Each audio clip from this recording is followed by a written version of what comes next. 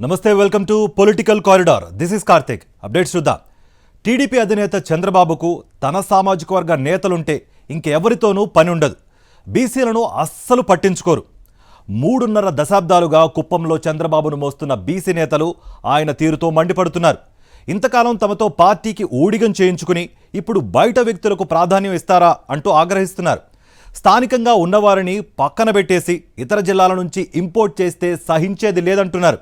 అసలు కుప్పం టీడీపీలో ఏం జరుగుతోంది? Watch it.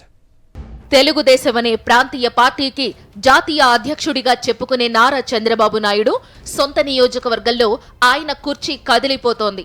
7 సార్లు ఎమ్మెల్యేగా ఎన్నుకున్న కుప్పం ప్రజలకు చంద్రబాబు ఏమీ చేయలేదు. 14 సంవత్సరాలు ముఖ్యమంత్రిగా వెలగబెట్టినా కూడా సొంత నియోజకవర్గానికి కనీసం సాగునీరు కూడా తీసుకురాలేకపోయారు. వైఎస్ జగన్ ప్రభుత్వం ఏర్పడిన తరువాతే కుప్పం దశ తిరిగింది. అన్ని విధాలుగా కుప్పం నియోజకవర్గాన్ని వైఎస్ జగన్ అభివృద్ధి చేస్తున్నారు. హంద్రీనీవా ద్వారా కృష్ణానది నీటిని కుప్పంకు తీసుకువచ్చి వారి దాహార్తిని తీర్చుతున్నారు. పొలాల్ని సస్యశ్యామలం చేస్తున్నారు. నియోజకవర్గం గురించి ఏనాడు పట్టించుకోని చంద్రబాబు రాబోయే ఎన్నికల్లో ఓటమి తప్పదని గ్రహించారు. గండం నుంచి గట్టెక్కడానికి కుప్పం పార్టీని తన సామాజిక వర్గానికి చెందిన ప్రకాశం జిల్లా నేత ఎమ్మెల్సీ కంచర్ల శ్రీకాంత్ కు అప్పగించారు. దీంతో దశాబ్దాలుగా పార్టీకి ఊడిగం చేసిన తాము పనికి రాకుండా పోయామా అంటూ అక్కడి బీసీ నేతలు చంద్రబాబు మీద మండిపడుతున్నారు.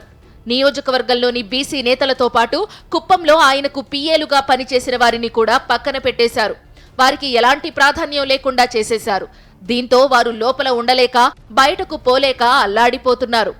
ఇన్నేళ్లుగా తమను వాడుకుని ఇప్పుడు నిర్లక్ష్యం చూపిస్తున్నందుకు తామేంటో ఎన్నికల్లో చూపిస్తామని చంద్రబాబును హెచ్చరిస్తున్నారు కుప్పంలోని బీసీ సామాజిక వర్గ నేతలు. తమను నమ్మకుండా బాధ్యతలు లేకుండా చేసినప్పుడు ఇంకా తాము టీడీపీకి చంద్రబాబుకు ఎందుకు సేవ చేయాలని వారు ప్రశ్నిస్తున్నారు. చంద్రబాబుకు ఇంతకాలం భారీ మెజారిటీ రావడానికి, అసలు ఆయన విజయం సాధించడానికి అక్కడ చేర్పించిన దొంగ ఓట్లే కారణం.